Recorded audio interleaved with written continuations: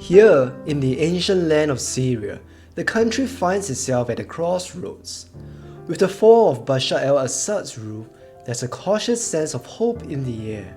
Syrians are experiencing freedom for the first time in years. Amid all of this, we set off on a journey to explore a new Syria for the first time.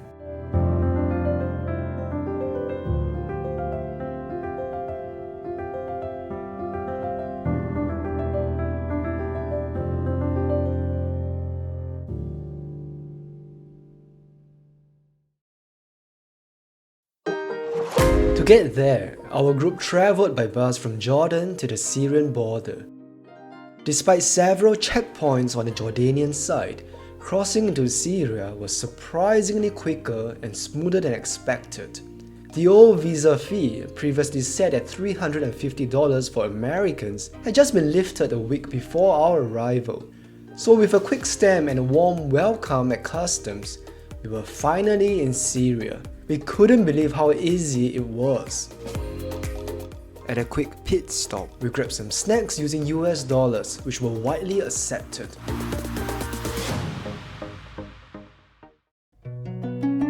Not long after, we entered Damascus, where reminders of the war were everywhere.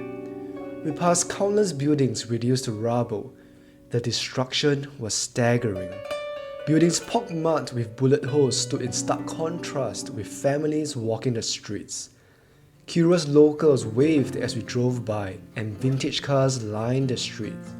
We even spotted a chicken bus, an unexpected sight in the Middle East. I later learned that during Assad's regime, Syria stopped importing new cars, a decision only recently reversed in 2025. We will be back in Damascus in a few days, a fitting climax to the trip.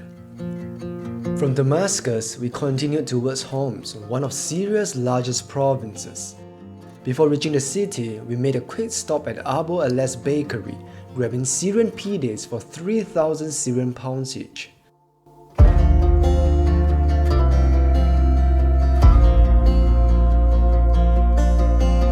Homs was once known as the capital of the revolution during the 2011 Arab Spring.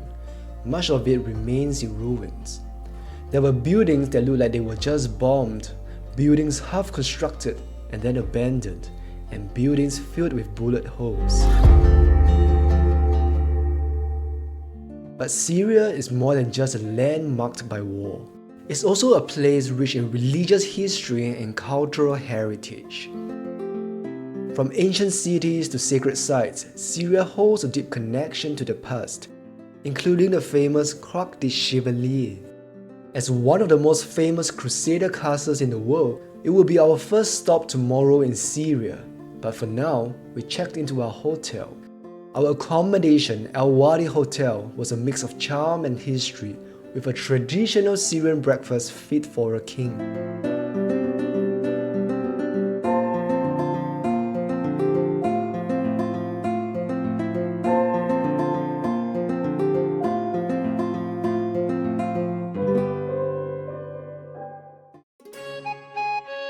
The next morning, after a hearty breakfast, we headed straight to Krak the Chevaliers.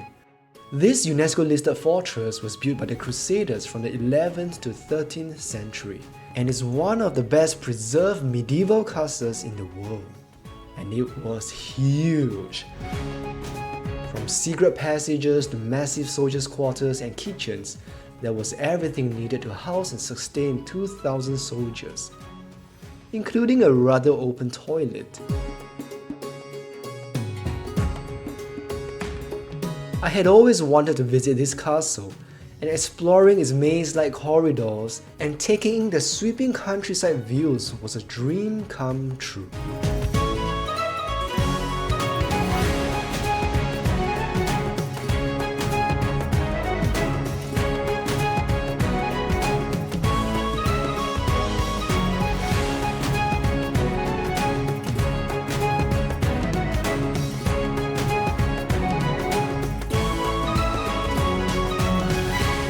Finally, after a few shenanigans, our group bid this historic castle goodbye. Homs is also home to the Church of the Belt of the Holy Mary, considered one of the oldest in the world. Dating back to 59 AD, it began as a secret cave church due to Christian persecution. Today, it still hosts services in Syriac, one of the oldest languages in existence. Inside, a local guide shared a beautiful Syriac verse with us.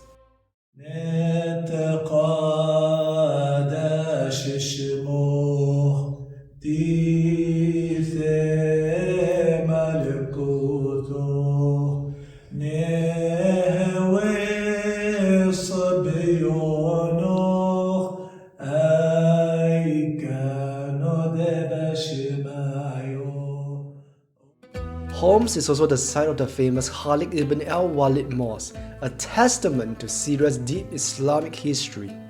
The mosque is named after one of Islam's greatest military leaders. Inside, his body lies in a beautiful white tomb. As we left the mosque, our presence seemed to attract many locals wanting photos with our group of tourists. Welcoming us with warm smiles, our presence signaled more than just a visit. The sight of tourists returning to the country gives hope that peace and prosperity are perhaps within reach.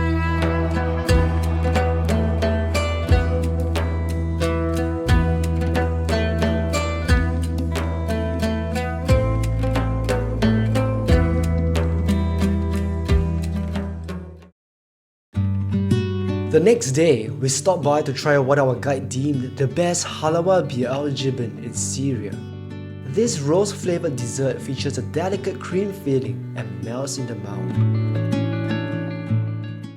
Then, we headed to Aleppo.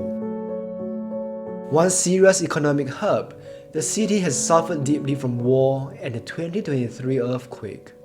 Its ancient city, a UNESCO World Heritage Site, is a major attraction here, dating back to 10th century BC. However, many sites have been damaged and are still undergoing construction. One example is the Aleppo National Museum, which we tried to visit but realized was closed indefinitely. To get to the heart of Aleppo, one must visit the Al-Madina Souq. This sprawling marketplace features sections that are over 1,000 years old. Before the war, it was one of the most famous markets in the Middle East. But Russian airstrikes, conflicts, and a recent earthquake have left much of it in ruins. Some sections are slowly recovering though, bringing hope to vendors. We found stalls selling everything from silky blankets, spices, baby clothes, nuts. The place was bustling. Like the rest of the Middle East, the sweets in Syria are amazing, and we couldn't help but stop to buy a few of them for a snack. And perhaps because a group of 20 foreigners strolling through a local market is a rare sight. Many people pause to watch us, some even coming to shake our hands or take photos. Many vendors welcome us warmly, offering free licorice tea and smiles too.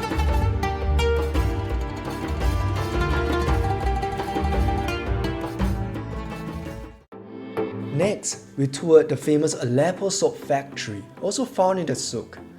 Considered a UNESCO heritage treasure, Aleppo soap is legendary and was even said to be used by Queen Cleopatra thanks to its skin-softening qualities.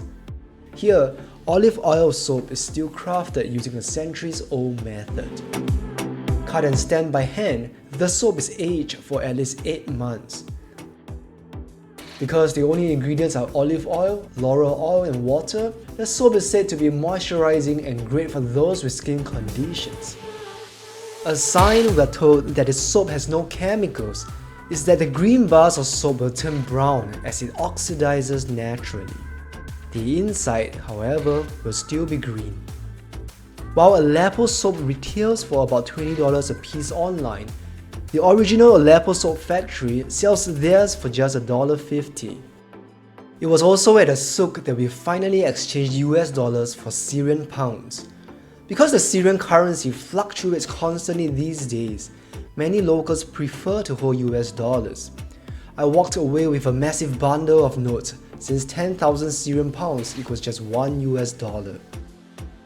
For dinner, we headed to Yarmouk restaurant, a kebab restaurant. For 65 years, it's been operated by the same family and is known for being affordable yet delicious. Our hotel for the night was the Sheraton Aleppo. Somehow, the hotel had remained intact throughout the war, standing as a gleaming structure surrounded by a sea of ruins. From our window, the view was haunting, a sea of broken concrete and dust.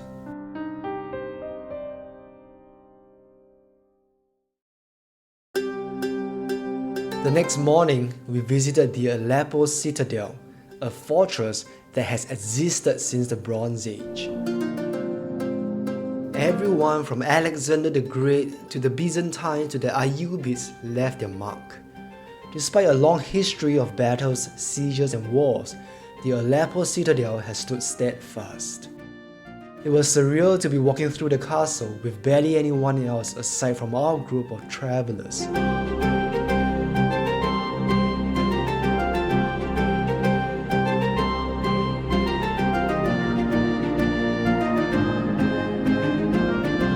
Its majestic throne room, once used for royal receptions, is possibly the most impressive part. At the top, we got a good view of the city. We spotted many homes equipped with solar panels, a sign of adaptation to frequent power cuts. Apparently, it's much more affordable to install them under the new regime. At the entrance, we also found bullet shells littering the ground, yet another reminder of Aleppo's violent past.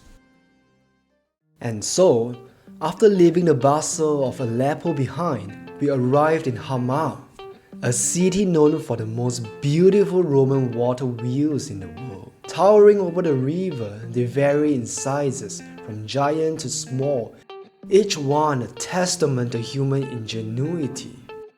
For centuries, they've harnessed the current of the river, channeling water through aqueducts to irrigate the city. They are still being used today and restored every 2 years. Yet, when we stood there, the lake was dry and locals climbed the wheels to take photos.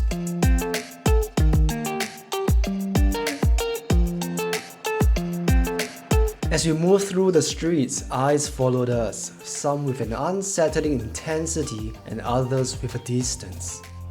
After a quick tea break at an old Arabic home, now serving as a restaurant, we made our way to the Orient House Hotel, our home in Hama. Built in 1855, it was the home of a Syrian statesman. A former president once dined here, and his son took breakfast in the very same spot just a day before us. The building itself is a fine example of Syrian craft, intricate, beautiful, and exquisite. But at one point, the light suddenly went out, a brief reminder that despite the beauty around us, things in Syria are still far from normal. That evening, we joined the hotel's iftar buffet. Plenty of food and desserts to prepare us for the next leg. Come morning, we head to Palmyra, an old forgotten city in the desert. The next day, we set out across the vast Syrian desert bound for Palmyra. The drive was long, and we stopped at a rest stop for coffee and snacks, where staff offered us some seriously delicious falafels for free. Along the way, we also saw vehicles abandoned in the dust, a broken helmet, a soldier's torn uniform, and more bullet shells. Each one raised questions about what could have happened here. Then, Palmyra itself finally appeared, a shadow of its former glamour. This ancient city, once a thriving hub along the Silk Road, has faded into obscurity until its rediscovery in the 17th century. And not too long ago, it was a major tourist attraction too, but now it stands empty due to the war and occupation as well as destruction by ISIS. Our guide showed us postcards of the ruins from a few years ago. Seeing how much had been destroyed since then was crazy. Plus, in the ruins of this Roman amphitheater, ISIS militants executed 25 Syrian government soldiers, adding to the suffering this land has already seen. Interestingly, our group also bumped into men from the White Helmets. These are civilian volunteers who risk their lives to rescue victims of the war in Syria.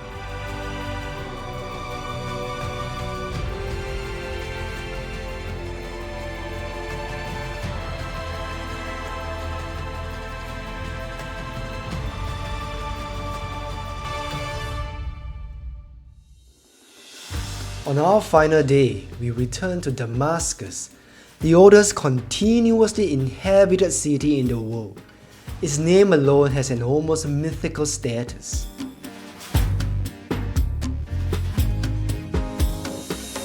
Old Damascus greeted us with a maze of small alleys lined with antique shops, cafes, and bakeries. Some of the houses here are up to 200, 500, and even 1,000 years old. Hotels, cafes, and restaurants appear ordinary from the outside, but when we step inside, their beauty takes your breath away.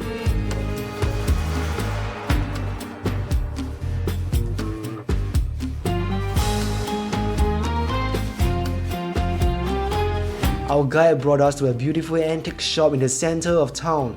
It was filled with priceless things that we couldn't afford, but it was an interesting amalgamation of relics that passed through this part of the world, from European treasures and Chinese figurines to ancient swords and this cool gun.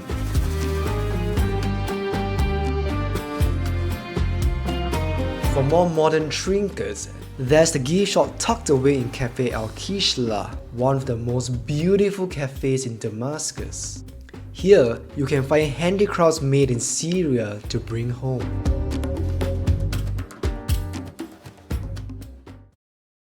Our next stop was the Church of Saint Ananias, named for the first bishop of Damascus.